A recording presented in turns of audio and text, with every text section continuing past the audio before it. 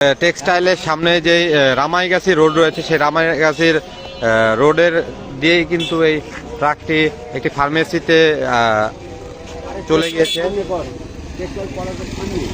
দর্শক, আমরা এখানে একজনের সাথে কথা বলবো যে কিভাবে অ্যাক্সিডেন্টটা হয়েছিল, একটু বলেন তো।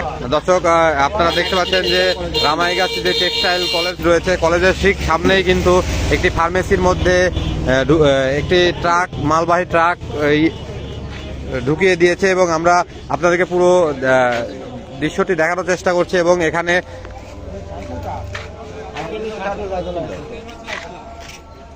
ভাই জানেন, ভাই আমি এখানে দোকানেই ছিলাম, থাকা অবস্থা ধরেন ওই গাড়িটা নেমে আসছিল আর মানে ভ্যানটা উপরে উঠে আসছিল। ভ্যানওয়ালা মানে টাকালার কোনো দোষ নাই, কারণ টাকালা অনেক চেষ্টা করছে ওনাকে ইয়ে করার জন্য। লাস্ট ফিনিশে ভ্যান বাঁচাতে যায়, উনি ওইভাবে নামাই দিচ্ছে। ভ্যানের উপরে মহিলা ছিল। ভ্যানটা কি মেন রোডে, হাইওয়ে রোডে উঠছিল আর ট্রাকটা কি এই রাস্তায় নামছিল?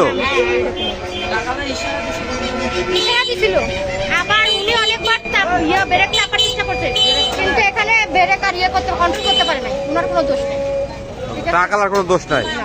আচ্ছা, এই যে দোকানে ঢুকে গিয়েছে ট্রাকটা, এই দোকানটা কিসের? এটা হলো ওষুধের ফার্মেসির দোকান ছিল আমার মামারই। আপনার মামারই ফার্মেসির দোকান? এটা ফার্মেসি আমার মামা। আর ট্রাকটা কোথাকার জানেন কি কিছু?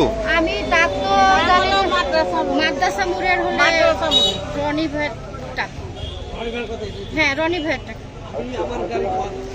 এই ট্রাকটি কিভাবে নিয়ন্ত্রণ হারিয়ে একটি দোকানের মধ্যে ঢুকে গিয়েছে?